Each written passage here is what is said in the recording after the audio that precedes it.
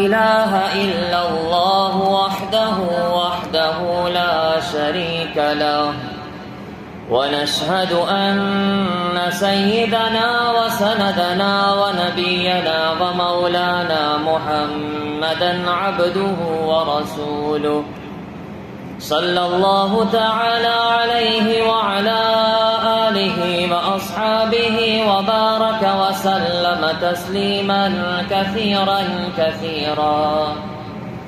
أما بعد فقد قال الله تبارك وتعالى في القرآن المجيد والفرقان الحميد: أعوذ بالله من الشيطان الرجيم. بسم الله الرحمن الرحيم. أفحسبتم أنما خلقناكم عبثا وأنكم إلينا لا ترجعون. فتعالى الله الملك الحق لا إله إلا هو رب العرش الكريم. ومن يدع مع الله إلها آخر لا برهان له به فإنما حسابه عند ربه إنه لا يفلح الكافرون. وقل رب اغفر وارحم وأنت خير الراحمين.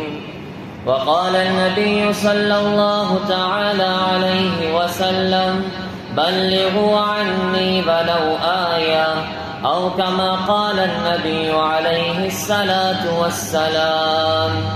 بارك الله لنا ولكم في القرآن المجيد والفرقان الحميد. صدق الله العظيم وصدق رسوله النبي الكريم، ونحن على ذلك لمن الشاهدين والشاكرين والحمد لله رب العالمين.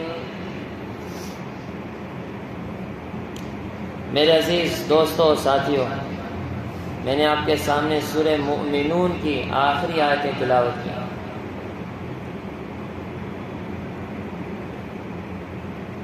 اللہ رب العزت سے دعا ہے کہ اس کی تشریح حق اور سچ طریقے سے کرنے کی توفیق عطا فرمائے. پھر اس کے بعد مجھے اور آپ سب کو ان باتوں پر عمل کرنے کی توفیق عطا فرمائے.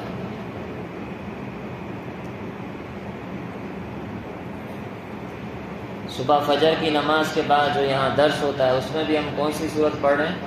سورہ مومنون. وہ ابتدائی آیات ہیں، اور آج جمعے کے دن کا بیان آخری آیتوں پر کروں گا. اللہ پاک صحیح طریقے سے سمجھنے، سمجھانے اور پھر عمل کی توفیق نصیب فرمائے. اللہ تبارک و تعالیٰ ان آیتوں کے اندر ارشاد فرماتے ہیں، یہ آخر کی 4 آیتیں ہیں. سورہ مومنون 18ویں پارے میں اور اس کی آخری 4 آیتیں.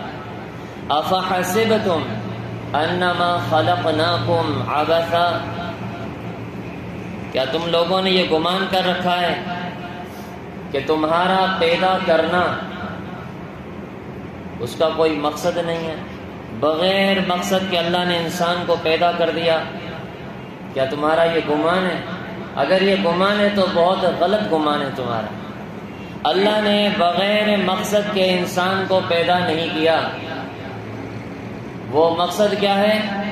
وَمَا خَلَقْتُ الْجِنَّ وَالْإِنسَ إِلَّا لِيَعْبُدُونَ، کہ اللہ پاک نے انسانوں کو صرف اور صرف اپنی عبادت کے لیے دنیا کے اندر بھیجا ہے. میرا اور آپ کا دنیا میں آنے کا مقصد صرف اللہ کی عبادت ہے، اس کے علاوہ ہمارا اور کوئی مقصد نہیں ہے.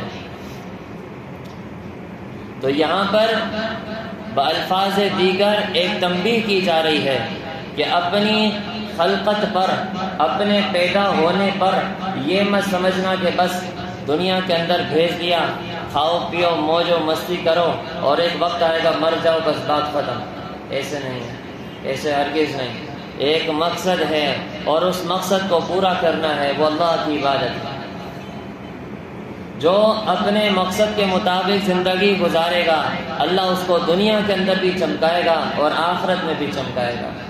اور جو مقصد سے ہٹ کر زندگی گزارے گا، اللہ کی نافرمانی کرے گا، تو یاد رکھو آخرت تو دور کی بات ہے، اللہ دنیا میں بھی پکڑ شروع فرما دیں گے۔ اور یہ اللہ کی سنت ہے، یہ اللہ کا طریقہ ہے کہ جو باغی بنتا ہے، جو نافرمان بنتا ہے، اللہ دنیا کے اندر ہی اس کو پکڑ لیتے ہیں، اس کی پکڑ فرما دیتے ہیں۔ اور دنیا کے وجود سے پہلے سے ہی اللہ کی یہی سنت ہے اور یہی طریقہ ہے۔ ابھی دنیا کو وجود نہیں بخشا، اس سے پہلے تو فرشتے ہیں اور یہ جنات ہیں، جنات میں پھر شیطان ہے۔ طاؤس الملائکہ اس کو کہا جاتا ہے طاؤس الملائکہ، ملائکہ کے ساتھ رہتا تھا، فرشتوں کے ساتھ رہتا تھا۔ اس وقت سے اس نے نافرمانی کی، اللہ نے اس کو بھی سزا دی، پھر آج تک یہ سزا چل رہی ہے، پھر قیامت میں بھی اس کو سزا ہوگی، اس ابلیس کو، شیطان کو۔ اسی طرح جتنی پھر دنیا کو وجود دیا، دنیا قائم ہوئی، پھر اس کے بعد جتنی قومیں آئیں، اللہ نے پیغام بھیجا، آؤ اللہ کی طرف، انبیاء کرام علیہ السلام آتے رہے، لوگوں کو اللہ کا پیغام سناتے رہے، آؤ اللہ کی طرف، اللہ سے اپنا تعلق مضبوط کرو۔ جس نے اپنے وقت کے نبی کی بات کو مانا وہ کامیاب ہو گیا، اور جس نے بات نہیں مانی اللہ نے دنیا کے اندر بھی طرح طرح کے عذابوں کے اندر مبتلا کر کے دکھایا ہے۔ یہ شیطان شروع سے ہی شیطان نہیں تھا، طاؤس الملائکہ تھا، ملائکہ کا بھی سردار تھا، ملائکہ کے ساتھ رہتا تھا۔ کوئی جگہ اس نے نہیں چھوڑی جہاں اس نے اللہ کی عبادت نہ کی ہو، اللہ کی تسبیح بیان نہ کی ہو، بہت ہی زیادہ عبادت کرنے والا تھا۔ جب اللہ پاک نے آدم علیہ السلام کو پیدا کرنے کا ارادہ فرمایا، وَإِذْ قَالَ رَبُّكَ لِلْمَلَائِكَةِ إِنِّي جَاعِلٌ فِي الْأَرْضِ خَلِيفَةً، پھر اس ارادے کو فرشتوں کی مجلس میں ظاہر کیا کہ میں اپنا خلیفہ اور اپنا نائب بنا کر دنیا کے اندر بھیجنے والا ہوں۔ حسد دیکھو، حسد اور کینہ اور بغض نے اس کو مار دیا، اس کو حسد ہو گیا، کینہ تھا اس کے دل میں، بغض تھا کہ خلافت تو مجھے ملنی چاہیے تھی، اس کا زیادہ حقدار تو میں تھا، میں نے اللہ کی کتنی عبادت کی ہے، اللہ نے مجھے تو خلافت نہیں دی۔ اور پھر ایک نئی مخلوق اللہ پیدا فرما رہے، انسان، حضرت انسان، پھر خلافت اس کو مل رہی ہے، نئی مخلوق، ابھی اس کو آزمایا بھی نہیں، پرکھا بھی نہیں، جانچا بھی نہیں، اس کا امتحان بھی نہیں لیا، اس نے کوئی عبادت بھی نہیں کی، ابھی پیدا ہو رہا ہے اور خلافت مل رہی ہے۔ انسان کا مقام تو دیکھو کتنا اونچا ہے، اشرف المخلوقات ہے۔ قرآن میں اللہ نے اسی مخلوق کی تعریف فرمائی انسان کی، لَقَدْ خَلَقْنَا الْإِنسَانَ فِي أَحْسَنِ تَقْوِيمٍ، ہم نے انسان کو خوبصورت سانچے میں ڈھالا ہے، اور یہاں احسن فرمایا، ایک ہوتا ہے حسن اور ایک ہوتا ہے احسن۔ حسن کا مطلب بھی ہے بہت اچھا، خوبصورت، لیکن احسن یہ اسم تفضیل کا صیغہ ہے، یعنی اتنا زیادہ حسین، اتنا حسین، اتنا اچھا، اتنا بہترین کہ اس سے حسین کوئی اور ہو ہی نہیں سکتا، اس سے بہترین کوئی اور ہو ہی نہیں سکتا، اس سے اعلیٰ کوئی اور ہو ہی نہیں سکتا۔ اللہ نے یہاں احسن فرمایا ہے، انسان کی ایسی تعریف اللہ نے فرمائی۔ اب اس کو ہو گیا حسد اور کینہ اور بغض کی آگ بھڑک رہی تھی۔ اللہ پاک نے آدم علیہ السلام کو پیدا کرنے کے بعد فرمایا کہ سارے مل کر آدم کو تعظیمی سجدہ کرو۔ سب نے حکم مان لیا، سب نے حکم مانا۔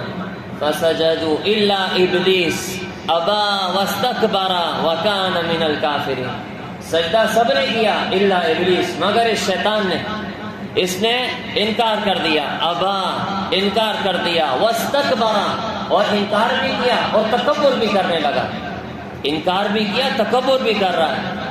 وَكَانَ مِنَ الْكَافِرِينَ، اور یہ تھا ہی منکروں میں، یہ تھا ہی منافق۔ کچھ لوگ ایسے ہوتے ہیں اوپر اوپر سے مکھن مار رہے ہوتے ہیں لیکن اندر میں نفاق بھرا رہتا ہے، جب کبھی جوش میں آتے ہیں تو وہ نفاق ابل کے باہر آ جاتا ہے. ایسے لوگ ہوتے ہیں پہلے دل میں رکھتے ہیں بات، گھٹن میں اندر رکھتے رہے، جب برداشت سے باہر ہو جاتا ہے تو سارا ابل کے باہر کر دیتے ہیں. اللہ والے پہچان لیتے ہیں. اللہ پاک اللہ والوں کو یہ معرفت عطا فرما دیتے ہیں، وہ پہچان لیتے ہیں منافق ہے، پرلے جردے کا منافق ہے. لیکن اللہ والوں کا مزاج یہ رہتا ہے کہ ظاہر نہیں کرتے، اس کے اوپر بھی ایسے میٹھے میٹھے ہاتھ گھما دیتے ہیں، اور وہ سمجھتا ہے کہ میرے نفاق سے یہ اللہ والا بے خبر ہے. اللہ پاک باخبر ہے نا، اللہ پاک باخبر ہے. اللہ کے کچھ پیارے ایسے ہوتے ہیں جن کو اللہ بھی باخبر بنا دیتے ہیں.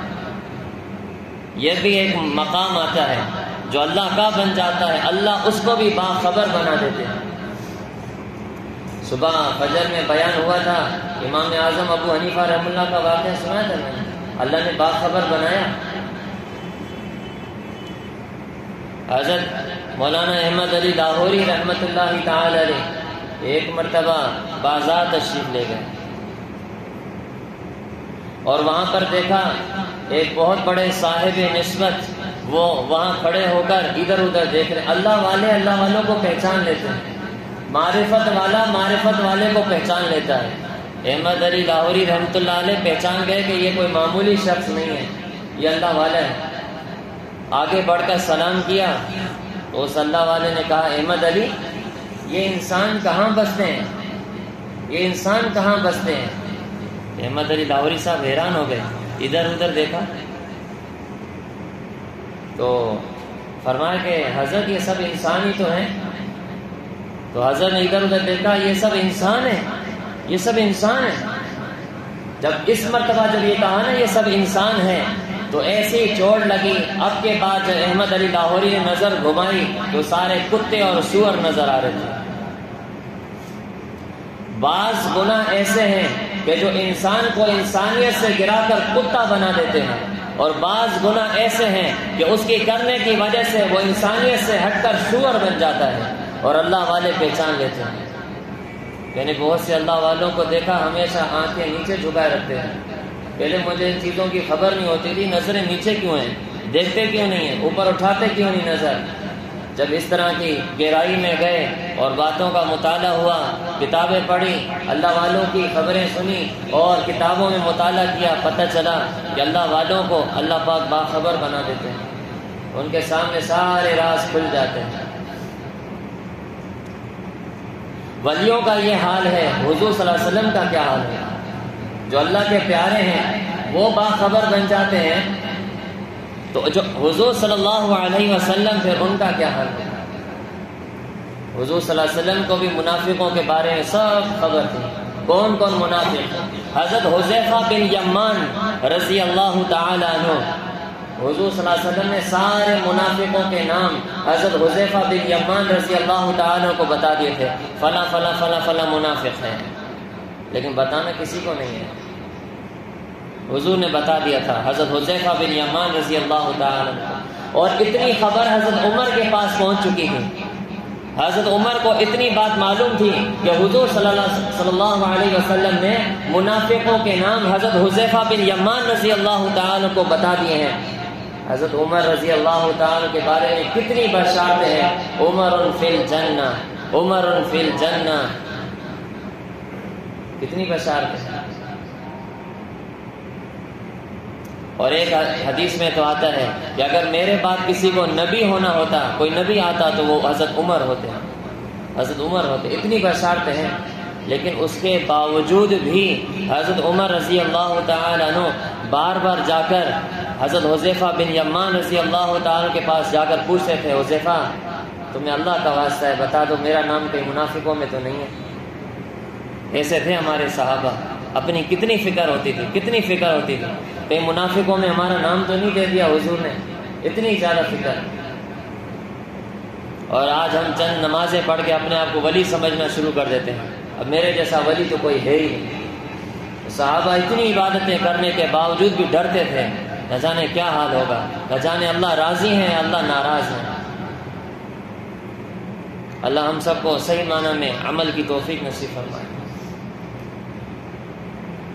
تو شیطان کو جب حکم ملا کہ تعظیمی سجدہ کرو، ان کو جگہ دے دیں، جو بڑی عمر کے ساتھی ہیں ان کو جگہ دیا کرو آگے، ٹھیک ہے بھائی؟ یہ بھی اکرام مسلم ہے، ثواب ملتا ہے، اس پہ ثواب ملتا ہے کہ جس نے جگہ چھوڑی اس کو بھی صف اول کا ہی ثواب ملے گا۔ جس نے کسی بڑے کی تعظیم کی، اپنی جگہ چھوڑ کے پیچھے چلا گیا، اس کو بھی صف اول کا ہی ثواب ملے گا۔ اس لیے آگے ذرا پیچھے بھی ایک نظر دوڑا دیا کرو۔ بڑوں کا ادب کرنا چاہیے، ادب سے ہی دین پھیلا ہے۔ با ادب با نصیب، بے ادب بے نصیب۔ با ادب بنو گے تو با نصیب بنو گے، اور بے ادب بنو گے تو بے نصیب بنو گے۔ اللہ ہم سب کو با ادب بنائے۔ یہ با ادب بھی یہ اسلام کے اندر ایک حصہ ہے، یہ بھی شریعت ہے۔ با ادب رہنا یہ بھی شریعت ہے۔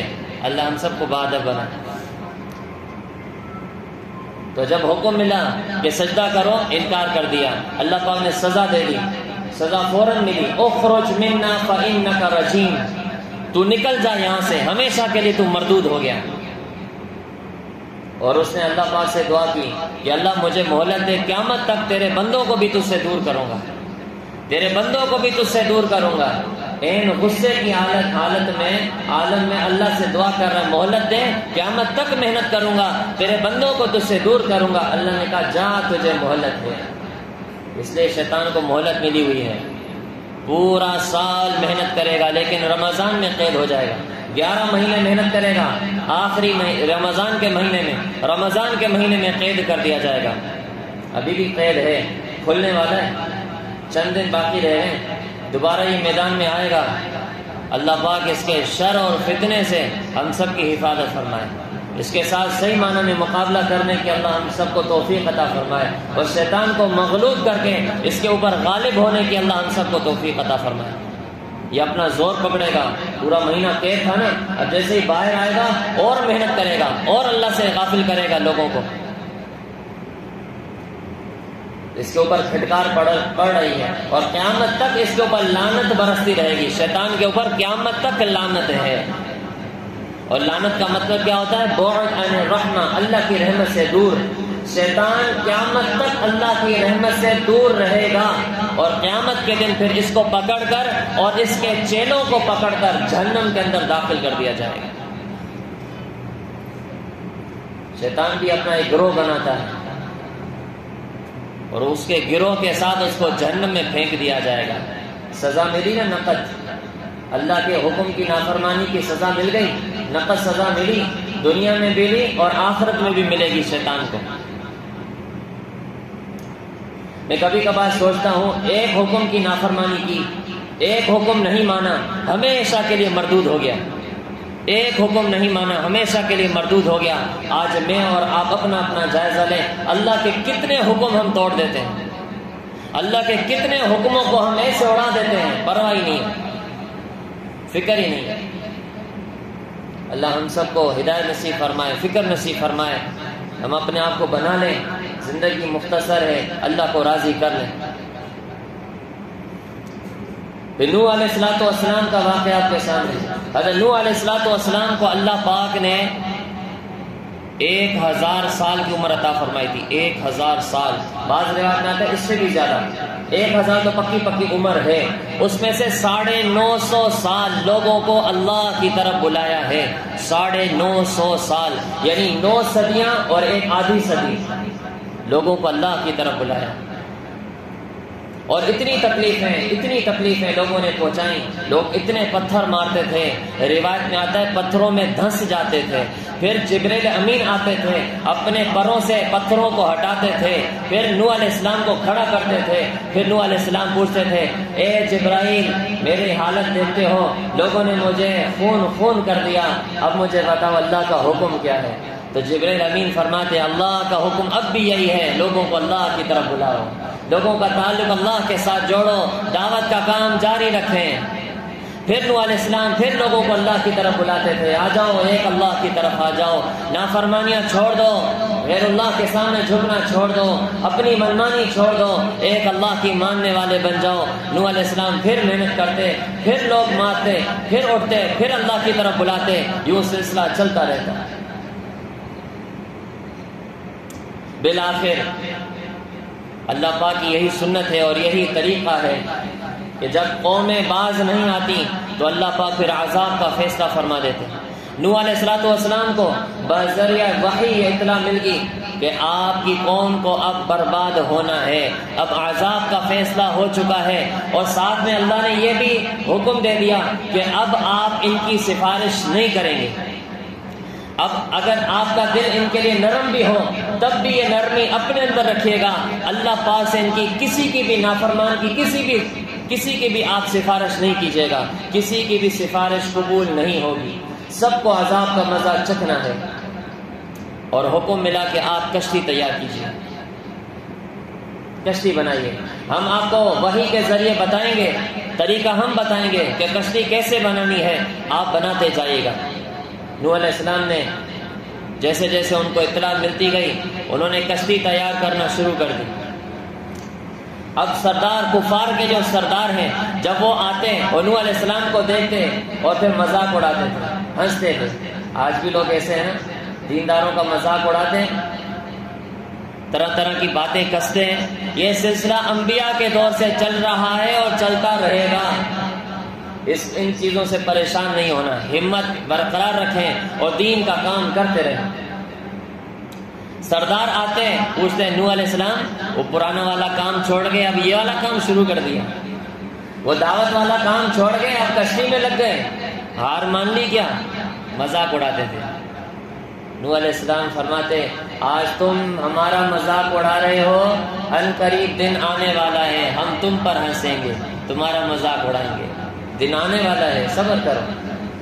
وہ ہنستے ہنستے چلے جاتے، روزانہ ایسے ہی رہتا معاملہ، روزانہ مذاق اڑانے کے لیے آ جایا کرتے تھے، ہنستے رہتے تھے، اشارہ بازی کرتے، دیکھو دیکھو نوح علیہ السلام کیا کر رہے ہیں، یہاں پانی کا نام و نشان ہی نہیں ہے اور نوح علیہ السلام کشتی بنا رہے ہیں، یہ کشتی کیا زمین پہ چلائیں گے؟ اس طرح کی جملے اور اس طرح کی باتیں کستے تھے۔ جب کشتی مکمل تیار ہو گئی، اطلاع مل گئی کہ فلاں دن عذاب آنے والا ہے، تیاری کر لیں، جتنے لوگ آپ پر ایمان لے آئے ہیں ان کو اطلاع کر دینا کہ فوراً کشتی کے اندر سوار ہو جائیں، اور اس کی نشانی بھی بتا دی، قرآن کریم میں اس کا ذکر ہے، جب کنویں میں سے تنور میں سے پانی ابلنا شروع ہو جائے تو سمجھو کہ عذاب کا وقت آ چکا ہے۔ پھر ایسا ہی ہوا، جب تنور سے پانی ابلنا شروع ہوا تو نوح علیہ السلام نے اعلان فرما دیا آ جاؤ بھائی، آ جاؤ، جو ہمارے ہیں آ جاؤ، جلدی کشتی پہ سوار ہو جاؤ۔ سارے ایمان والے آئے، جتنے مختصر لوگ ایمان لائے تھے، 950 سال دعوت کے بعد اتنی مختصر جماعت تیار ہوئی جو کشتی پر سوار ہو گئی، 950 سال کی محنت پر وہ کشتی پہ سوار ہوئے، اور یہاں پانی ابلنا شروع ہوا۔ روایت میں آتا ہے کہ تنور سے پانی ابلنا، ایک تو یہی ہے کہ تنور سے پانی ابلا، ایک دوسری اس کی توجہ یہ بتائی ہے کہ سطح زمین سے پانی اوپر آنا شروع ہو گیا، زمین کے نیچے پانی ہے، یہ پانی اوپر آ گیا زمین کے اوپر سے، پھر زمین ساری گیلی ہونا شروع ہو گئی، پھر پانی اوپر آنے لگ گیا، اور اوپر سے تیز طوفانی بارشیں شروع ہو گئی، تھوڑے سے ہی وقفے میں پورا زمین پانی۔ اب کشتی کے لیے پانی ضروری ہے، کشتی تو پانی کے اوپر چلنا شروع ہو گئی، اور باقی جتنے بھی تھے وہ سارے کے سارے اس طوفان میں غرق ہو گئے، ڈوب کے مر گئے، ہلاک ہو گئے۔ اللہ نے سب کو ہلاک کر دیا، صرف وہ لوگ بچ گئے جو کشتی پہ سوار تھے، باقی سب کو اللہ پاک نے ہلاک کر دیا، سب ختم۔ پھر اثر نو انہی لوگوں سے پھر دوسرے انسان وجود میں آئے، جنہوں نے بات نہیں مانی، اللہ نے غرق کیا، دنیا کے اندر غرق کر دیا۔ اب یہ صرف خالی دنیا کے اندر غرق نہیں ہے، اسی طرح قیامت کے دن بھی نافرمان نوح علیہ السلام کی جو قوم جو نافرمان تھی وہ قیامت میں اللہ کے دربار میں پیش ہوگی، وہاں بھی ان کا یہی فیصلہ ہوگا، پکڑو اور جہنم کے اندر داخل کرو۔ جو کفر کی حالت میں مر گیا وہ ہمیشہ جہنم میں رہے گا، ہمیشہ جہنم۔ اللہ ہم سب کی حفاظت فرمائے۔ قوم عاد کو دیکھو، قوم عاد ایسی قوم اللہ نے بنائی، اس کی تعریف اللہ نے قرآن میں فرمائی کہ ایسی طاقتور قوم ہم نے پہلے کوئی پیدا کی نہیں، بڑے بڑے قد، لمبے لمبے قد، ستونوں جیسے قد، اور اتنی طاقت کہ کھجور کے درخت کو ایک ہاتھ سے پکڑ کر اکھاڑ کے باہر پھینک دیتے تھے، اور کہتے تھے ہم سے بھی کوئی طاقت میں ہے، کوئی ہم سے زیادہ طاقت والا ہے، دیکھو ہم کتنے طاقت والے ہیں، ہم کتنی زیادہ طاقت والے ہیں۔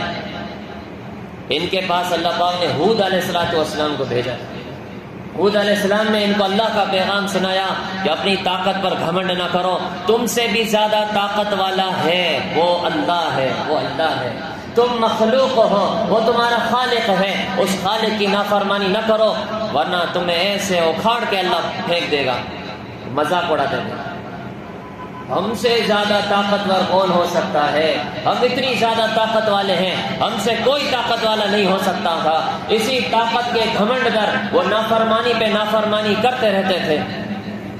ہود علیہ السلام نے بار بار اللہ کا پیغام سنایا، باز آ جاؤ، باز آ جاؤ، لیکن جب باز نہیں آئے تو اللہ نے ان کے لیے بھی پھر عذاب کا فیصلہ فرما دیا۔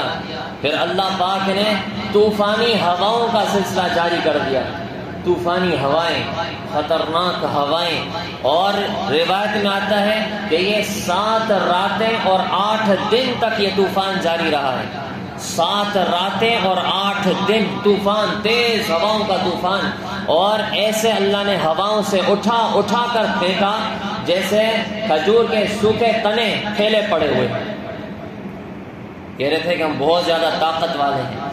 اللہ نے اپنی مخلوق ہوا کے ذریعے اٹھا اٹھا کر پھینکا ان کو۔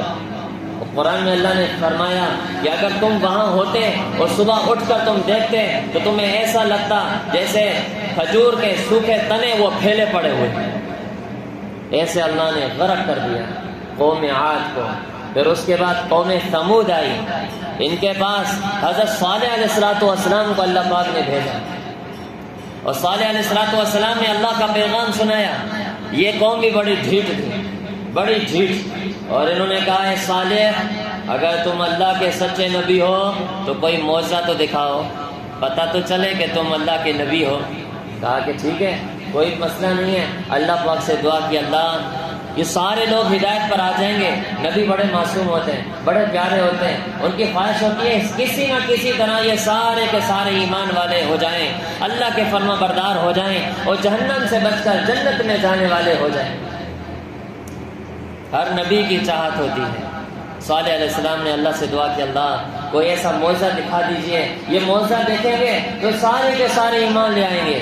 اللہ پاک کو تو معلوم ہے معجزہ دیکھنے کے بعد بھی ڈھیٹ ہے، بڑی ڈھیٹ ہے، پھر بھی ایمان نہیں لائیں گے، لیکن اللہ پاک نبیوں کی دعا رد نہیں فرماتے، نبیوں کی دعا رد نہیں فرماتے۔ نوح علیہ السلام کو تو منع کر دیا، دعا نہیں کرنا، دعا نہیں کرنا، ان نافرمانوں کے حق میں دعا نہیں کرنا، منع کر دیا تھا نوح علیہ السلام کو۔ صالح علیہ السلام کو تو منع نہیں تھا، صالح علیہ السلام نے دعا کی، اللہ کوئی معجزہ دکھا دیجئے۔ اللہ پاک نے ایسا معجزہ دکھایا کہ عقل بھی اس کو تسلیم کرنے سے عاجز ہو جائے گی، اور معجزہ یہ تھا کہ اللہ نے پہاڑ میں سے ایک اونٹنی کو پیدا کر کے دکھایا، اور ساتھ میں اس کا ایک بچہ بھی۔ پہاڑ سے بھی کوئی پیدا ہوتا ہے؟ اونٹ اونٹ سے پیدا ہوگا، انسان انسان سے پیدا ہوگا، بکری کا بچہ بکری سے پیدا ہوگا، گائے کا بچہ گائے سے پیدا ہوگا، لیکن اللہ نے خرق عادت، وہ کہتے نا قرآن میں کتنی دفعہ آیا وَهُوَ عَلَى كُلِّ شَيْءٍ قَدِيرٌ، اللہ ہر شے پر قادر ہے۔ یہ تو ہماری کھوپڑی میں آتی ہے بات کہ کوئی جو بھی جنس ہے وہ جنس سے ہی پیدا ہو سکتی ہے، اگر جنس تبدیل ہو تو وہ چیز پیدا نہیں ہوگی، کچھ اور پیدا ہوگا۔ اللہ پاک نے یہ معاملہ کر کے دکھایا، پہاڑ میں سے اونٹنی کو پیدا کیا اور پھر اس کا ساتھ میں بچہ بھی۔ اب ان لوگوں کو تو ایمان لانا چاہیے تھا نا کہ پہاڑ میں سے اونٹنی کیسے پیدا ہو گئی، اتنا بڑا معجزہ دکھایا اللہ نے۔ اور ایسا معجزہ، بات یہاں ختم نہیں ہوئی، معجزہ دوسرا یہ کہ یہ اونٹنی، اس کے اندر اتنا زیادہ دودھ کہ ساری بستی والے اس ایک اونٹنی کا دودھ پیتے تھے، دودھ ختم نہیں ہوتا تھا، اتنی دودھ والی اونٹنی۔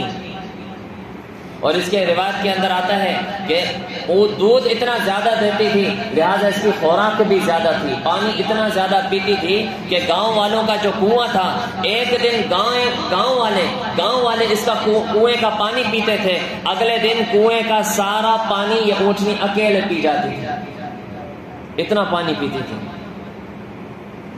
اور صالح علیہ السلام نے پھر ان کو منع فرمایا کہ دیکھو اللہ پاک نے معجزہ دکھا دیا، سب سے پہلے تو ایمان لے آؤ، اور خبردار اللہ کا معجزہ ہے، اللہ کی اونٹنی ہے، اس کو تکلیف نہیں پہنچانا، اس پر غلط ہاتھ نہ رکھنا، غلط نظر نہ رکھنا ورنہ ہلاک ہو جاؤ گے۔ کہ صالح علیہ السلام کی قوم میں سے چند شریروں نے اس اونٹنی کے ٹانگیں کاٹ دی اور اس کو ہلاک کر دیا، پھر اس کے بچے کو بھی مار دیا۔ صالح علیہ السلام نے فرمایا اب انتظار کرو اللہ کے عذاب کا، اب انتظار کرو، تم کو منع کیا تھا یہ حرکت نہیں کرنا۔ تو وہ اور مذاق اڑانے لگے، کچھ بھی نہیں ہوتا، جاؤ کیا کرو گے، کچھ بھی نہیں ہوگا۔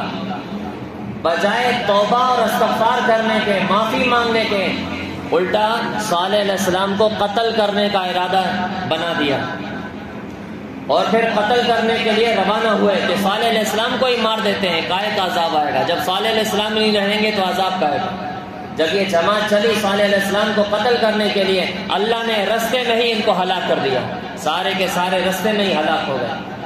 اب صالح علیہ السلام نے بقیہ لوگوں سے کہا اب انتظار کرو، تمہیں عذاب کا مزہ چکھنا ہے، تم نے اللہ کی نافرمانی کی ہے، اور اللہ کی سنت اور عادت یہ ہے کہ جو اللہ کی نافرمانی کرتا ہے اللہ دنیا میں بھی اس کو پکڑتا ہے۔ اب تمہاری پکڑ کے دن آنے والے ہیں، تمہارے پاس 3 دن کی مہلت ہے، 3 دن کی مہلت ہے، 3 دن کے بعد اللہ کا عذاب آ رہا ہے۔ بذریعہ وحی بتا دیا تھا کہ عذاب کی یہ شکل ہوگی۔ 3 دن کے بعد ان کے ساتھ معاملہ یہ رکھا کہ ایک آسمان سے ایک خطرناک قسم کی ایک چیخ کی آواز آئی، خطرناک قسم کی۔ دیکھو بھائی یہاں بھی جب بارشیں ہوتی ہیں کبھی کبھار کیسے دھماکے ہو رہے ہوتے ہیں، دل کانپ جاتا ہے، ایسے دھماکے، کڑکیں۔ روایت میں آتا ہے وہ کڑک ایسی ہے کہ اس سے پہلے کڑک ایسی کبھی ہوئی نہیں ہے، کبھی ایسی آواز ہوئی نہیں ہے، اتنی خطرناک آواز ہوئی کہ اس آواز سے ہی سارے کے سارے ہلاک ہو گئے۔ ایک آواز سے اللہ نے سب کو ہلاک کر دیا۔ ایسے ہیں اللہ، ایسے طاقت والے اللہ۔ نوح علیہ السلام کا بھی، قوم کا بھی انجام دیکھو کیا ہوا، قوم عاد کا انجام دیکھو کیا ہوا، قوم ثمود کا دیکھو انجام کیا ہوا۔ پھر لوط علیہ السلام کو اللہ نے دنیا کے اندر بھیجا، اور لوط علیہ السلام کی قوم شرک اور بدعت کے اندر تو مبتلا تھی ہی، لیکن ساتھ ساتھ لواطت کے اندر بھی مبتلا تھی، ہم جنس پرستی۔ سب سے پہلے اس گناہ کے اندر جو مبتلا ہوئے ہیں وہ لوط علیہ السلام کی قوم ہے۔ لوط علیہ السلام منع کرتے تھے کہ یہ بہت قبیح فعل ہے، گندا فعل ہے، باز آ جاؤ، یہ میری بیٹیاں موجود ہیں، ان سے نکاح کر لو، ان سے نکاح کر لو۔ مفسرین نے لکھا ہے کہ یہاں لوط علیہ السلام کا یہ کہنا کہ یہ میری بیٹیاں موجود ہیں، اس میں 2 احتمال ہیں۔ ایک یہ کہ میری یہ امت کی جو عورتیں ہیں یہ نکاح کے لیے حاضر ہیں، ان سے نکاح کرو، ان سے نکاح کرو اور اپنی خواہش ان سے پوری کرو۔ اور دوسرا اس کا احتمال یہ ہے کہ لوط علیہ السلام نے اپنی بیٹیوں کی طرف اشارہ کر کے فرمایا، اپنی بیٹیوں کی قربانی دینے کے لیے تیار ہو گئے کہ میری بیٹیاں موجود ہیں، میری بیٹیوں سے نکاح کرو، ان کو اپنی بیویاں بناؤ اور ان سے بھلے اپنی حاجت پوری کرو، لیکن اس طرح لواطت والا کام، ہم جنس پرستی والا کام، اس سے باز آ جاؤ ورنہ اللہ کا عذاب آئے گا۔ لیکن یہ باز نہیں آئے۔ لوط علیہ السلام کے لیے یہ انہوں نے منصوبہ بنا دیا کہ یہ بڑا پاک باز بنتا ہے، اس کو گاؤں سے نکالو، اس کو نکالو گاؤں سے، یہ ہمیں یہ کام تسلی سے کرنے نہیں دیتا۔ روایت میں آتا ہے کہ جب عذاب کا فیصلہ ہوا تو اللہ پاک نے 2 فرشتوں کو بھیجا جو انتہائی حسین اور خوبصورت لڑکوں کی صورت میں لوط علیہ السلام کے پاس پہنچے، اور آئے بھی انسانی روپ میں اور انسانوں والے طریقے سے۔ دروازہ بجا کر لوط علیہ السلام نے جب دروازہ کھولا تو دیکھا 2 حسین لڑکے نوجوان کھڑے ہوئے ہیں۔ پریشان ہو گئے کہ ابھی میری قوم کو پتہ چل جائے گا اور وہ ظالم ان کو پانے کے لیے یہاں پہنچ جائیں گے۔ پریشان ہو گئے۔ اسی پریشانی میں فرشتے تو سمجھ گئے کہ لوط علیہ السلام پریشان ہو رہے ہیں، سمجھ گئے؟ تو فرمایا اے لوط آپ پریشان نہ ہو، ہم انسان نہیں ہیں، ہم انسان نہیں ہیں، ہم فرشتے ہیں، ہمیں اللہ کی طرف سے بھیجا گیا ہے اور ہمیں ان ساری بستی والوں کو عذاب دینا ہے، ہم عذاب دینے کے لیے آئے ہیں، آپ پریشان نہ ہو۔ اور عذاب کی شکل یہ بنی کہ اللہ نے ساری بستی کو ایسے اوپر آسمان کی طرف اٹھایا، اوپر سیدھا سیدھا اوپر چلے گئے، ساری بستی اوپر، پھر ایسے الٹ دیا، واپس الٹا اور سیدھا نیچے گرایا، سیدھا نیچے، اور اس کے اوپر پکی مٹی کے پکی جو مٹی ہے اس کی جیسے اینٹ نما سمجھو یا بڑے بڑے گولے اٹھا کے ان کے اوپر بیسے برسائے، پوری بستی کو ایسے الٹا کیا اور اس کے اوپر گولے برسائے، پکی مٹی کے گولے برسائے، سارے دھنس کے مر گئے، ہلاک ہو گئے، اللہ نے سب کو ہلاک کر دیا۔ پھر شعیب علیہ السلام کو اللہ نے دنیا کے اندر بھیجا۔ شعیب علیہ السلام کی قوم شرک اور بدعت اور گناہوں کے اندر مبتلا تھی، لیکن شعیب علیہ السلام کو حکم یہ ملا کہ آپ کی قوم ایک خطرناک گناہ کے اندر مبتلا ہے، اور وہ گناہ یہ ہے کہ یہ ناپ تول میں کمی کرتے ہیں، یہ ہیرا پھیری کرتے ہیں، یہ لوگوں کا حق مارتے ہیں، یہ لوگوں سے ناجائز ٹیکس وصول کرتے ہیں۔ شعیب علیہ السلام کی قوم ایسی تھی، ناپ تول میں کمی کرتی تھی، اور یہ جگہ جگہ اپنی چھاونیاں بنا دیتے تھے، ظالم ان کے وڈیرے چھاونیاں بنا دیتے تھے، وہاں سے جو بھی قافلہ گزرتا تھا ان کے سامان پر بھی قبضہ کرتے تھے، کم داموں میں ان کا سامان خرید لیتے تھے اور ان سے ٹیکس بھی وصول کرتے تھے، ناجائز ٹیکس بھی وصول کرتے تھے۔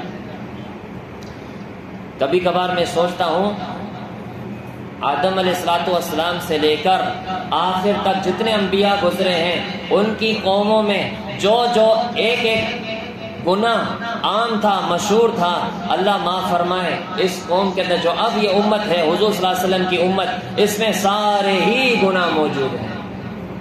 ابھی جتنے گناہ گنواتا آ رہا ہوں نا آپ کو، ہر قوم میں ایک گناہ تھا جس کی وجہ سے ہلاک ہوئے ہیں، ایک گناہ ہے، ایک گناہ، لیکن یہ آخری امت اور اس کا یہ اب حال ہے کہ وہ سارے گناہ اس امت میں پائے جا رہے ہیں۔ اپنا جائزہ لے لو، دیکھ لو، پرکھ لو، انشاءاللہ میری بات آپ کو غلط نہیں لگے گی، 100% درست لگے گی۔ شعیب علیہ السلام نے منع کیا، ایسا نہ کرو، ناپ تول میں کمی نہ کرو، ہیرا پھیری نہ کرو، کسی کا حق نہ مارو۔ تو شعیب علیہ السلام کو کہنے لگے، شعیب تمہارے ایک اللہ کے کہنے پر ہم اپنے مال میں جس طرح چاہے تصرف کرتے ہیں وہ سب چھوڑ دیں؟ تیرے ایک خدا کے کہنے پر؟ ایسے کبھی نہیں ہوگا، ایسے کبھی نہیں ہوگا، یہ نصیحتیں ہمیں نہیں کر، تمہاری نصیحتوں کی ہمیں ضرورت نہیں۔ آج بھی جب علماء نصیحت کرتے ہیں تو بعض لوگ کہتے ہیں ہمیں نصیحت کی ضرورت نہیں، اپنی نصیحت اپنے پاس رکھو، ہمیں ضرورت نہیں ہے، ہمیں سمجھانے کی ضرورت نہیں۔ لیکن علماء جس طرح انبیاء علیہ السلام دین کا کام کرتے رہے، لوگوں کی ملامت کی پرواہ نہیں کرتے رہے، اسی طرح علماء کا بھی یہی کام ہے، علماء کام کرتے رہیں گے انشاءاللہ۔ العلماء ورثۃ الانبیاء، جس کو سمجھنا ہے سمجھے، جو نہ سمجھے تو پھر جہنم بھی ہے، سارے کے سارے جنت میں نہیں جائیں گے۔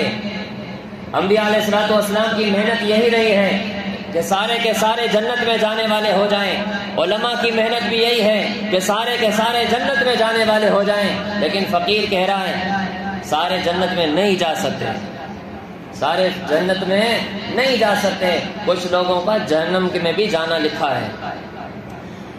قرآن میں بھی تو ہے نا، جہنم پکار پکار کے کہے گی حل من مزید، حل من مزید، اللہ پاک اور ڈالیے، جگہ بہت ہے اور ڈالیے، جہنم بہت بڑی بنائی اللہ نے، اللہ ہم سب کی حفاظت فرمائے۔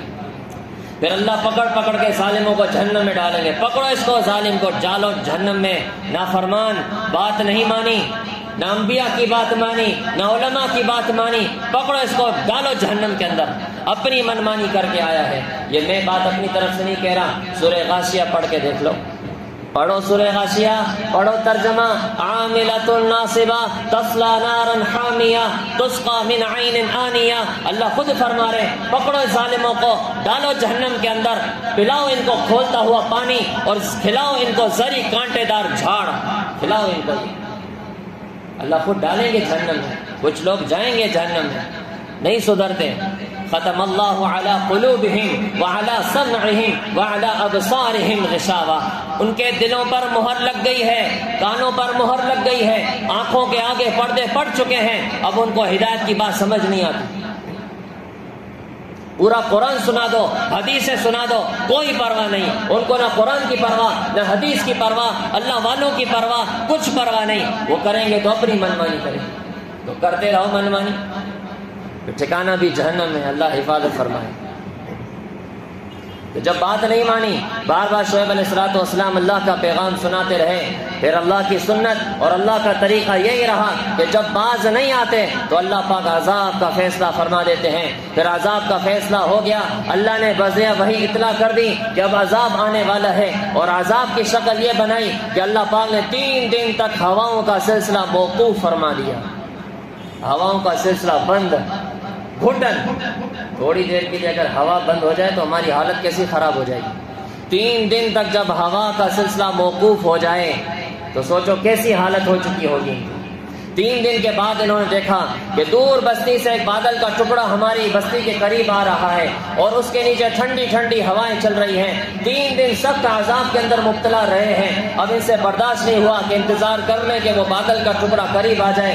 انہوں نے بستی چھوڑی اور دوڑ لگائی، اور اس بادل کے ٹکڑے کے نیچے جمع ہو گئے، اور اللہ پاک کو بھی یہی منظور تھا کہ یہ سارے ظالم کٹھے ایک جگہ جمع ہو جائیں تاکہ کٹھے ان کو عذاب دیا جائے۔ جب یہ سارے ظالم اس بادل کے ٹکڑے کے نیچے جمع ہو گئے، اللہ نے اسی بادل کے ٹکڑے کو حکم دے دیا، اب ٹھنڈی ہوائیں برسانا بند کر دے، اب آگ کے انگارے برسانا شروع کر دے۔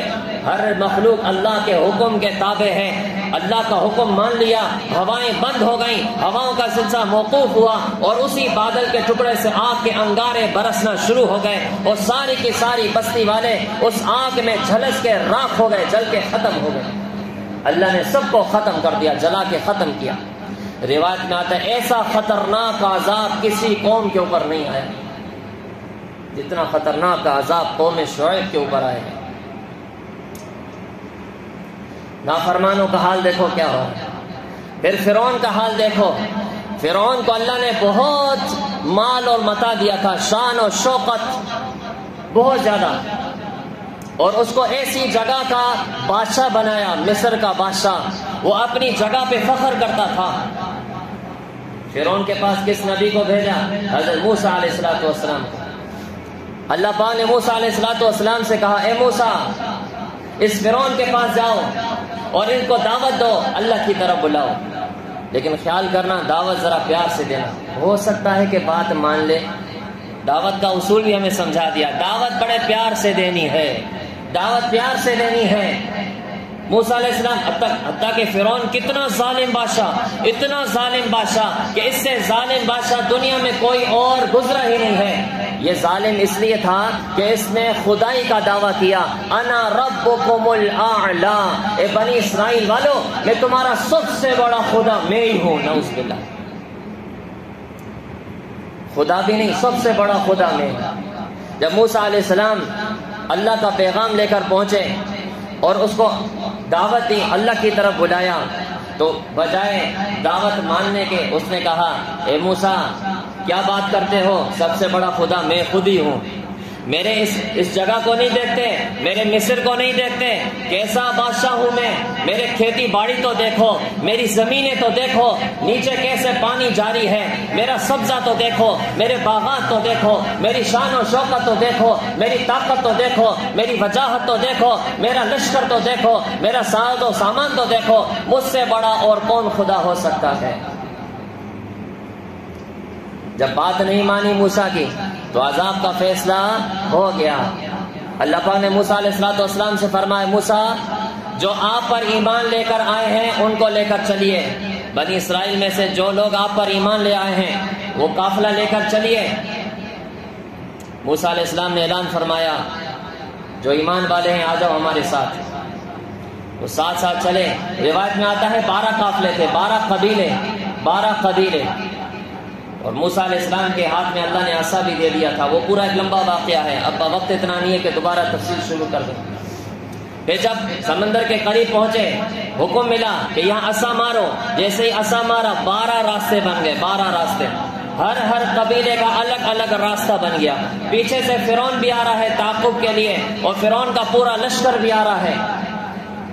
اور یہاں جب یہ دریا پار کر گئے، اب یہاں پہنچا دریا کے سامنے، اور پہنچ کر وہ کہہ رہا ہے بجائے اس معجزے کو دیکھتا کہ یہ لوگ کیسے پار کر گئے، نہ کشتی نہ کچھ اور، آرام سے چل گئے، پانی جم گیا، راستے بن گئے، یہ کیسے ممکن ہے؟ اس وقت اس کو ایمان لانا چاہیے تھا، ایمان لے آتا. لیکن اس وقت بھی کہہ رہا ہے دیکھو بنی اسرائیل والوں، میرے خوف سے پانی بھی جم گیا ہے، پانی بھی ٹھہر گیا ہے، اور پانی میں راستے بن گئے ہیں. دیکھو میری طاقت، دیکھو میرا شان و شوکت، میری وجاہت، میرا خوف کہ پانی بھی میرے خوف سے ٹھہر گیا ہے. آ جاؤ چلو اور تعاقب کرو موسیٰ علیہ السلام کا اور ان کے ایمان لانے والوں کا، اور ان کو شکست دینی ہے، ان کو مارنا ہے. جب یہ بیچوں بیچ پہنچے، پانی کے بیچوں بیچ پہنچے، اللہ کا حکم ہوا پانی کو، اے پانی اب تو دوبارہ اصلی حالت میں آ جا. پانی دوبارہ اصلی حالت میں آیا، اور یہ فرعون اور اس کو فرعونی جتنے چاہنے والے وہ سارے کے سارے غرق ہو گئے. روایت میں آتا ہے جب غرق ہو رہا تھا تو اس وقت کہنے لگا کہ اللہ، اے موسیٰ کے رب، اے موسیٰ کے رب، میں آپ پر ایمان لے کر آتا ہوں. لیکن جب پکڑ شروع ہو جائے، اللہ کا عذاب آ جائے، اب معافی نہیں ہوتی، اب معافی قبول نہیں ہے. غرق کر دیا اللہ نے، اور ایسا غرق کیا، عبرت کا ایسا نشانہ بنایا کہ آج بھی مصر کے میوزیم کے اندر اس کی لاش رکھی ہوئی ہے. اس دور کے جتنے بادشاہ آتے تھے ان کو فرعون کہا جاتا تھا. فرعون سے فرعون ایک نہیں ہے، وقفاً مصر میں جتنے بھی بادشاہ آئے ہیں وہ فرعون ہی کہلاتے تھے. فرعون، وہ جتنے بھی فرعونی بادشاہ ہیں ان کی وہاں لاشیں وہ مصر کے میوزیم کے اندر رکھی ہوئی ہیں، اور ان کو نشانہ عبرت بنا دیا. قیامت تک اسی طرح عذاب ہوتا رہے گا، اور پھر آخر قیامت کے دن بھی ان کو عذاب ہوگا. دنیا کے اندر بھی عذاب اور آخرت کے اندر بھی عذاب. قارون کا حال دیکھو. قارون یہ بھی بہت بڑا بادشاہ گزرا ہے. آج دنیا کے اندر کوئی اتنا بڑا بادشاہ نہیں ہوگا، بڑے سے بڑا بادشاہ، بڑے سے بڑا بادشاہ، اس کے خزانوں کی کنجیاں اتنی سی ہوں گی، مٹھی میں آئیں گی، مٹھی میں، اور اتنی پکڑ کے جیب میں ڈال دے گا. اس سے زیادہ خزانہ آج کسی کے پاس نہیں ہوگا. خزانوں کی بڑی بڑی کنجیاں ہوں، بڑے بڑے تجوریاں ہوں، اس کی چابیاں ہوں، اتنی چابیاں ہوں گی جو ایک مٹھی میں آ جائیں گی، ایک مٹھی میں سمائیں گی. لیکن قارون بادشاہ کے بارے میں آتا ہے کہ اس کا خزانہ اتنا زیادہ تھا، اتنا خزانہ کہ اس کی خزانے کی جو تجوریاں ہیں اس کی خالی کنجیاں کئی سو اونٹوں پر لایا جاتی ہیں، کئی سو اونٹوں پر خالی کنجیاں لاتے تھے، چابیاں. خزانہ تو اور کہیں زیادہ تھا. خزانہ مال اور متاع اتنا دیا کہ اس مال اور متاع کے گھمنڈ میں اللہ کی نافرمانی کر بیٹھا. اللہ نے بہت سمجھایا، پیغام بھیجے، باز آ جا، باز آ جا، لیکن جب باز نہیں آیا اللہ نے زمین کے اندر دھسا دیا. تھا مال والا، شان و شوکت والا، لیکن دھسایا کہاں؟ مٹی کے اندر، مٹی کے اندر ملا دیا. ایسے ہیں اللہ، ایسے اللہ ہے. آج بھی اللہ موجود ہیں، آج بھی اللہ ہمیں دیکھ رہے ہیں. آج بھی اگر کوئی ظالم بنے گا تو اللہ پاک اس کو ڈھیل تو دیں گے لیکن پکڑ بھی فرمائیں گے. اللہ کی پکڑ کے 3 طریقے ہیں. آج بھی اللہ کے پکڑ کے 3 طریقے ہیں. 3 طریقوں پہ اللہ پکڑتے ہیں. نمبر 1 تعدیباً پکڑ ہوتی ہے. پہلا طریقہ تعدیباً. کیا مطلب؟ کچھ لوگ ایسے ہوتے ہیں جیسے ہی گناہ کرتے ہیں فوراً پکڑا جاتی ہے. یہاں گناہ کیا یہاں پکڑ، یہاں گناہ کیا یہاں پکڑ. یہ تعدیباً ہوتا ہے. تعدیباً اس کو تنبیہ دی جاتی ہے، غلط جا رہا ہے، راستہ غلط اختیار کیا ہے، سدھر جا، واپس آ جا، صحیح راستے پر آ جا. اس کو کہتے ہیں تعدیباً. اس کی ایک مثال سمجھو. کوئی اللہ کا پیارا ہو، اللہ کے قریب ہو، اس سے کوئی خطا ہو جائے تو فوراً اللہ پاک اس کو کسی بیماری میں، کسی حادثے میں مبتلا فرما دیں گے، فوراً، تاکہ فوراً اس کو تنبیہ ہو جائے، فوراً تنبیہ ہو جائے، اور فوراً اس گناہ کو چھوڑ کر پھر اللہ کی اطاعت پر آ جائے. فوراً اللہ پکڑتے ہیں. اس کو کہتے ہیں تعدیباً، فوراً پکڑ.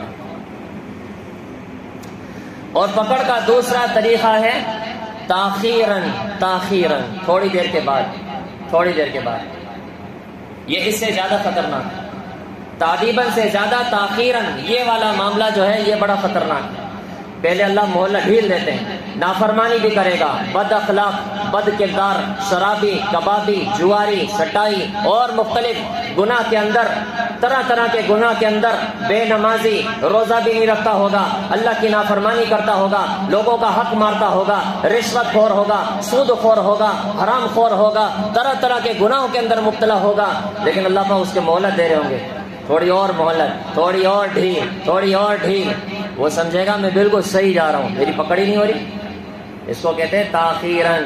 اللہ ڈھیل دیتے ہیں، تھوڑی اور ڈھیل، تھوڑی اور ڈھیل، پھر فوراً اللہ پاک کسی بڑے عذاب کے اندر مبتلا کر دیتے ہیں. یہ ڈھیل دینا بھی اللہ کا پیار ہے. سدھر جا، سدھر جا، سدھر جا. نہیں سدھرتا پھر اللہ کی پکڑ آ جاتی ہے. تعدیباً، تاخیراً. اور تیسرا طریقہ یہ ہوتا ہے کہ وہ بالکل خفیہ ہوتا ہے. خفیہ، اس کو کہیں گے خفیہ، بالکل چھپا ہوا طریقہ. چھپے ہوئے طریقے سے اس کی پکڑ شروع ہو جاتی ہے. چھپے ہوئے طریقے سے. وہ کیسے؟ نمازی بھی ہے، پرہیزگار بھی ہے، لیکن چھپ چھپ کے کچھ اور گناہ بھی کرتا ہے، گناہ کرتا ہے. اب اس کی پکڑ اس طرح ہوگی کہ نیک کاموں کی توفیق گھٹتی چلی جائے گی، نیک کاموں کی توفیق گھٹتی چلی جائے گی. نمازی تھا، اب آہستہ آہستہ نماز میں دل اٹھنا شروع ہو جائے گا، کیونکہ وہ جو چھپ چھپ کے گناہ کر رہا ہے نا، چھپ چھپ کے گناہ کر رہا ہے، اس کی نحوست یہ پڑ رہی ہے کہ اب نماز میں اس کو مزہ نہیں آئے گا. ایسے لوگ بھی آتے ہیں، مجھے کہتے ہیں مجھے صاحب نماز پڑھتا تھا لیکن نماز میں مزہ نہیں آ رہا. وہ اپنی اصلاح کر رہے ہیں. چھپ چھپ کے جو گناہ کے اندر مبتلا ہو وہ اس گناہ سے دور ہو جاؤ. یہ اللہ کی پکڑ شروع ہو گئی ہے، اللہ کی پکڑ شروع ہو گئی ہے. اس گناہ کو چھوڑو، انشاءاللہ نماز میں مزہ آنا شروع ہو جائے گا. عبادتوں سے مزہ ختم ہو جائے گا. پھر آہستہ سے نماز میں سستی ہو جائے گی، روزے میں سستی، دیگر اوامر میں سستی. سستی کر کے ساری عبادتوں سے غافل ہو جائے گا. ختم، نیل بٹا نیل، چوپٹ ہو جائے گا، عبادتوں سے دور ہو جائے گا. بنی اسرائیل کے اندر ایک عالم کا واقعہ کتابوں کے اندر لکھا ہے. واقعات تو بہت ہیں لیکن اب وقت بہت ہو گیا، 2:05 ہو گئے. اب میری بات اب اس کو ختم کرنی ہے اور نماز کا ٹائم قریب ہے. بس یہ آخری واقعہ سن لو. یہ سارے واقعات سنانے کا مقصد یہ ہے کہ ہم توبہ کر لیں. اگر کسی کے گناہ کے اندر ہم مبتلا ہیں، اب بھی وقت ہے توبہ کر لیں. توبہ کے دروازے کھلے ہوئے ہیں، رمضان کا مہینہ چل رہا ہے، اللہ بے شمار لوگوں کی مغفرت فرما رہے. اب بھی وقت ہے، توبہ کر لو اور اپنی مغفرت کروا لو، ورنہ یہ دن ایام گزر گئے پھر مشکل ہو جائے گا. اللہ ہمیں انہی ایام کے اندر سچی توبہ کرنے کی توفیق عطا فرمائے. تو بنی اسرائیل کے ایک عالم کا واقعہ لکھا ہوا ہے کہ وہ باقی تو سارے معاملات بالکل صحیح، لیکن ایک گناہ ہوتا تھا ان سے، وہ چھپ چھپ کے گناہ کرتے تھے. ایک گناہ ہوتا تھا ان سے، دل کے اندر یہ خیال پیدا ہوتا تھا، کیونکہ عالم تو صاحب علم ہے، اسے تو ہر چیز کا پتہ ہے، اس کو بھی یہ 3 طریقے پتہ ہوں گے کہ اللہ کی 3 طریقوں پر پکڑ ہوتی ہے. وہ سوچتا رہتا تھا ہر وقت کہ میری اللہ کس طرح پکڑ فرما رہے ہوں گے. فکر تھی اسے کہ میں اس گناہ کے اندر مبتلا ہوں، میری ضرور پکڑ ہو رہی ہوگی، لیکن کس طریقے سے اللہ میری پکڑ فرما رہے ہیں. نماز بھی پڑھ رہا ہوں، روزے بھی رکھ رہا ہوں، قال اللہ اور قال رسول بھی کر رہا ہوں، میری پکڑ کیسے ہو رہی ہے. سوچتے رہتے تھے. ایک دفعہ خواب میں کسی بزرگ سے ملاقات ہو گئی. پھر سوال بزرگ سے کیا کہ بتائیں میری کیسے پکڑ ہو رہی ہے، کیسے میری پکڑ ہو رہی ہے. تو فرمایا تمہاری پکڑ شروع ہو چکی ہے. ڈر گئے، کیسے پکڑ ہو رہی ہے. کہا کہ تم تہجد گزار تھے، تہجد پڑھا کرتے تھے. اب ذرا سوچو کتنے وقت سے تہجد نہیں پڑھی، کتنا وقت گزر گیا کہ تم نے تہجد نہیں پڑھی. تو دیکھو محرومی ہو گئی، تہجد سے اللہ نے محروم کر دیا. یہ اسی گناہ کی پکڑ ہے. پکڑ تو ہو گئی ہے تمہاری، توجہ تمہاری تہجد کی طرف جا ہی نہیں رہی تھی. پکڑ شروع ہو چکی ہے. فوراً چوک گئے، صبح اٹھے، اللہ سے خوب روئے، گڑ گڑائے اور سچی توبہ کی. اللہ آج کے بعد یہ چھپ کے جو گناہ کرتا تھا یہ بھی نہیں کروں گا. سچی توبہ کی. اس کے بعد تہجد کی توفیق بھی مل گئی. آج میں اور آپ بھی اپنا جائزہ لیں. میں اپنا جائزہ لوں، آپ اپنا جائزہ لیں. نہ میں آپ کا ٹھیکیدار ہوں، نہ آپ میرے ٹھیکیدار ہیں. ٹھیکیدار نہ بنو، کسی کے ٹھیکیدار نہ بنو. علماء بھی نصیحت کرتے ہیں، اگر کوئی نصیحت قبول کرتا ہے تو فائدہ ہے، نہیں کرتا تو اس کا نقصان ہے. باقی اپنی مرضی ہے سب. اپنا اپنا جائزہ لو، پرکھو اپنے آپ کو، گناہ کے اندر مبتلا ہے، گناہ سے سچی توبہ کر لو، اور اگر اپنا جائزہ لوگے تو پتہ چلے گا کہ گناہ کی پکڑ ہو رہی ہے۔ ان 3 طریقوں میں سے کسی نہ کسی طریقے پر پکڑ ہو رہی ہے۔ بعض دفعہ ایسا بھی ہوتا ہے انسان گناہ کرتا ہے اور گھر کے اندر بیماریاں شروع ہو جاتی ہیں، لڑائی جھگڑے شروع ہو جاتے ہیں، فسادات شروع ہو جاتے ہیں۔ ایک بہت بڑا آفیسر تھا، جوان ہٹا کٹا، بڑا عہدیدار، گاڑی بنگلے، وہ بیوی کے اوپر ظلم کرتا تھا، بیوی کو دبا کے رکھتا تھا۔ بیوی کو دبانا بھی تو گناہ ہے نا۔ ہاں اگر وہ شرعی خلاف ورزیاں کرے تو پھر اس کو دباؤ، ہاں جب شرعی خلاف ورزیاں نہیں کر رہی ویسے اس کے اوپر اپنا غصہ جھاڑے اور اس کے اوپر دبا رہے ہو، ظلم کر رہے ہو، ناجائز اور حرام ہے۔ وہ اسی طرح کرتا رہا، گناہگار آدمی تھا، گناہ کرتا تھا، لیکن اپنی بیوی کو بھی دباتا رہتا تھا۔ وقت گزرتا رہا، گزرتا گیا، اس کے جوان بچے بھی تھے اور بیٹیاں بھی، وہ بھی جوان ہو گئیں۔ جب وقت گزرا، یہ بوڑھا ہوا، بچے جوان ہوئے، پھر بچوں نے ایک دفعہ دیکھا کہ ابا ہماری اماں کو پھر دبا رہا ہے، تو بیٹوں نے کہا خبردار او بڈھے، خبردار، آج کے بعد ہماری اماں کو کچھ کہنے کی ضرورت نہیں ہے، خبردار، اگر آج کے بعد تم نے ہماری اماں کو کچھ کہا تو تمہیں ہم گھر سے باہر نکال دیں گے۔ ایک دفعہ دوبارہ پھر ایسا کام کیا، بیٹوں نے بیوی نے پکڑ کے گھر سے باہر نکال دیا، بڈھے تو نکل، اب تیری کوئی جگہ نہیں گھر پر۔ بیوی نے بھی باہر نکال دیا، نکل، میرے بچے جوان ہو گئے، یہ خود ہی کما کر مجھے کھلائیں گے، میری بچیاں بھی جوان ہو گئی ہیں، تمہارے بڈھے کی اب گھر میں ضرورت نہیں، نکل یہاں سے، نکال دیا اس کو۔ پھر آتا ہے کتابوں میں، حضرت پیر ذوالفقار نقشبندی دامت برکاتہم العالیہ نے یہ واقعہ اپنی کتاب کے اندر لکھا ہے۔ روایت میں آتا ہے گھر سے باہر نکالا گیا، مسجد میں آ کر اس نے پناہ لی، مسجد میں بھی کوئی اس کو گھاس نہیں ڈالتا تھا، ادھر پڑا رہا، نہ کوئی چائے پلانے والا، نہ کوئی کھانا کھلانے والا۔ پھر باہر چلا گیا، باہر تلاش کرتا رہا، پھر اس کے اوپر فالش گرا، فالش کا مرض گرا، ہاتھ پیر ٹیڑھے ہو گئے۔ حضرت نے فرمایا کہ حضرت کے دور کا ہی واقعہ ہے، اس کے ہاتھ ایسے سکڑ گئے، ایسے، اور پیر جو ہے یہ دونوں ٹانگیں سکڑ کر سینے کے ساتھ لگ گئی، ایسے ہو گیا بالکل، اللہ حفاظت فرمائے، سوکھ گیا بالکل۔ پھر اب کھانا کیسے کھائے، کھانا کون کھلائے؟ روڈ اور رستوں پر بڑا آفیسر، بڑا شان و شوکت والا، اب بڑھاپے میں روڈ اور رستوں میں پڑا ہوا ہے۔ پھر کسی سے کہتا ہو کھانا تو دے دو، کھانا تو دے دو، لوگ اس کے سامنے کھانا رکھ دیتے، پھر کہتے کھا لے، وہ کہتا کیسے کھاؤں، مجھے پکڑاؤ تو صحیح، پھر اس کو پکڑا دیتے۔ پھر حضرت فرماتے ہیں کہ کتے کی طرح کھانا پکڑتا، روٹی پکڑتا، اس کو چبا چبا کے کھاتا تھا۔ یہ حالت ہو گئی۔ گناہ کار کی پکڑ اللہ دنیا میں بھی فرماتے ہیں، یہ نہ سوچو گناہ بھی کرتا ہوں، چھپ چھپ کے اللہ کی نافرمانیاں بھی کرتا ہوں، لوگوں کو تکلیفیں بھی پہنچاتا ہوں، ایذاء مسلم بھی کرتا ہوں، میری پکڑ نہیں ہو رہی۔ اللہ نے تمہیں ڈھیل دی ہوئی ہے، تمہارا معاملہ تاخیرن والا ہو رہا ہے، اب سمجھ جاؤ ڈھیل ملی ہے، کہیں اس گھمنڈ میں نہ آنا، میں بالکل صحیح جا رہا ہوں، ان قریب تمہاری پکڑ ہونے والی ہے۔ اگر سمجھدار ہو تو سمجھ جاؤ، توبہ کرو، اللہ سے معافی مانگو، اللہ کے قریب آ جاؤ۔ اللہ ہم سب کو عمل کی توفیق نصیب فرمائے، سچی توبہ کرنے کی توفیق عطا فرمائے۔ وآخر دعوانا الحمدللہ رب العالمین۔